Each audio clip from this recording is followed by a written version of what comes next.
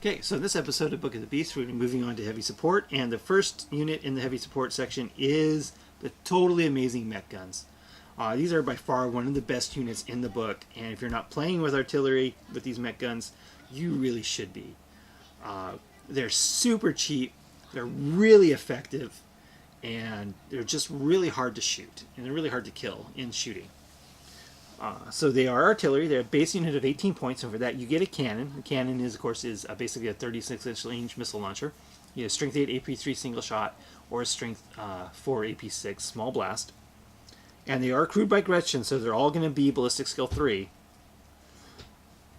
And then they follow the artillery rules, so the guns themselves are toughness 7 with 2 wounds and a 3-up armor save. And in shooting, you're always shooting against the toughness 7, no matter how many crewmen you have in there. And each one has 2 Gretchens with a close combat weapon. I wish they would have come with grot blasters, but they don't. And of course, when you're taking casualties with the guns get blown up. They do not force leadership tests. So that's really nice. So a lot of people, will use these grots as sacrificial wounds, and that's a bad idea. You really don't want to do that because if you lose the grots, they're going to run away. They're only leadership 5. So you always want the guns surrounding the grots so the grots don't die from shooting. Because as I said, it's really hard to kill these guns, especially if they're behind an Aegis defense line where they get their 3-up armor save and a 4-up cover save. Nothing to complain about that at all. Okay, now you may include up to 4 additional guns per unit. So that's up to 5 mech guns per unit. And at 18 points each, that's only 90 points base for 5 cannon shots at BS3. Or, my favorite option is to take the Labas. Labas are a free upgrade, and they're just amazing. Strength 5, AP5, small blast barrage, so you can fire it behind that Aegis defense line and just slaughter guardsmen, or Chaos Cultists, or Dark Eldar, or whatever. And because of their barrage, they start using the multiple barrage rolls, so you can chain blast markers. And Labas are an amazing option at 18 points a gun. Always, Labas are one of my favorite units in this book, in the last book too. One of my favorite orc units, period. And you can include 1 gun, can each take an ammo rent. Always take ammo rents for 3 points each. The downside is that it is specific to the model instead of the unit. So if you have a multiple unit of mech guns, you really have to keep track of which ones you use. So like with the unit of Labas, you always want to fire one first that still has a ammo rent. That way you can always reroll that first blast shot. And you can take, let's see, how many additional crew? Up to 2 additional crew. I wouldn't bother. I don't see any reason, because you cannot use the grots as ablative wounds. Because if you start losing grots, then you have to start taking leadership tests, and when you have to take a leadership test, these guys are going to run off the table because they're only leadership 5. So I don't take additional crew. I don't put the crew out front. I surround the crew with the guns, so the guns always take the wounds first. While they're going to be shooting at toughness 7 with that 3+ armor save, so it's going to be really hard to shoot at these guys. You have to spend some dedicated anti-vehicles shooting at them, like the last cannon or whatever. And if you put them behind the Aegis defense lines to get that 4-up cover save along with the 3-up armor save, they're going to be really hard to get rid of. So let's talk about some of the other weapon options here. The Zap Gun. Zap Gun is 5 points per model, and that's the AP2 strength 2d6. And it has a zap roll, which will always add additional shaken to the target if it's a vehicle. I don't really see any reason to take a Zap Gun anymore, because it's kind of been replaced with a much better option. The Bubble Chukka is, now that was all the other options are going to be 12 points. These are all the new options, quote unquote, that come out with the new kit and come out new in this book. So there's a lot of really good options here. The Bubble Chukka is probably the only one I would never take. It is a large blast, 36-inch range, and its strength and AP are both D6, but it's the same D6. So you roll once for both. So it'd be like strength 6, AP6, strength 3, AP3. It is not so useful. If they were separate rolls for the strength and AP, then I could see it when you get that strength 6 AP1, but no. I just don't see taking the Bubble Chukkas over Labas ever. especially for the price difference. The other three options are all super amazing. So let's start with the custom Mega Cannon. Basically, this is a plasma cannon on crack, strength 8, AP2, small blast, gets hot for 12 points per model. So it's 30 points, 33 with an ammo rent at BS3. And being strength 8 instead of strength 7 like most plasma cannons, you're going to be denying feel no pain on those toughness 4 models.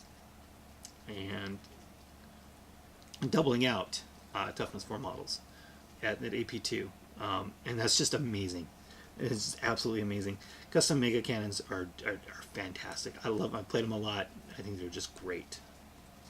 Smash Guns. I haven't actually played Smash Guns yet, but again, they're really awesome. They are AP1, and they are strength 4 plus D6. So anywhere from strength 5 to strength 10, and AP1. 36-inch range. This is your vehicle killer. On average, you're going to roll 3, so it's going to be on average strength 7, AP1, and that's really good. And you get that strength 10 shot, great. So you're firing real guns at somebody. You can't really complain about that very much. And the absolutely outstanding tractor cannons. If you play anyone who plays Flying Monsters Creatures or Flyers, you will love the tractor cannons. So tractor cannons are strength 8, AP3, Skyfire. No interceptor, just Skyfire. So you're even really good against skimmers too. So if someone who plays with Eldar, you might want to take some tractor cannons. Strength 8 AP3, but they have the special tractor rule, which means that on any unsaved glance or pin against a vehicle, it also causes an immobilized. Which against Flyers is so amazing. First of all, not only does it become velocity locked if that happens, but there's also a 1/3 chance they're just going to crash and burn from being immobilized. So, in theory, you could have a single hit, unsaved hit on a Flyer and wreck it from a tractor cannon.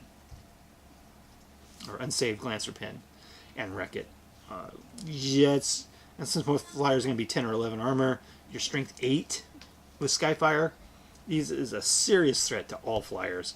And at 30 points a model, 33 with the ammo rent, firing at BS3, these things are great.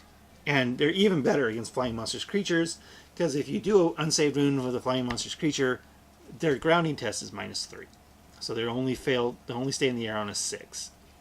And in my experience is, that you just get them on the ground, you run up to something that's flying with your boys, you shoot at it with tractor cannons, it's gonna fall down, and you go assault it.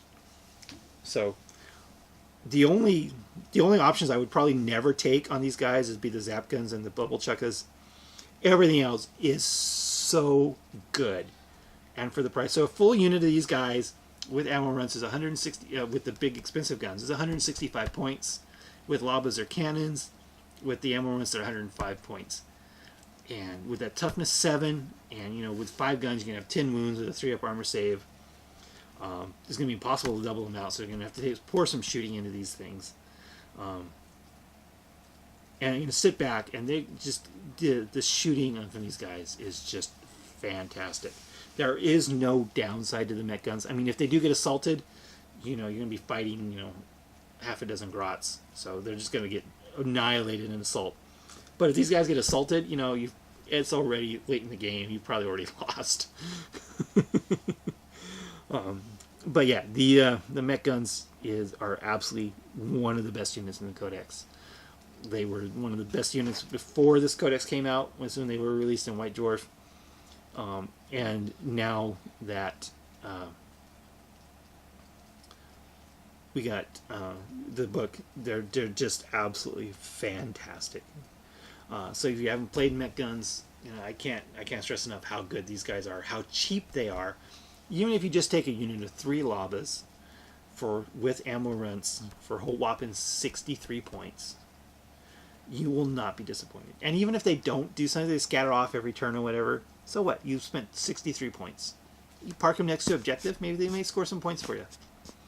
And they have to come get them, because they're not going to be able to shoot them. So that's it for mech guns. I cannot stress how good they are. I cannot stress how much you really want to play these guys.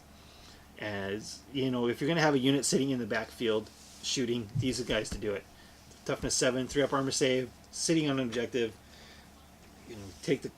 And then they'll just have that bubble of this is my space. Especially with the custom mega cannons, there's nothing that's going to survive against good shots from custom mega cannons. So that's it for this episode of Book of the Beast, and I'll talk to you guys later.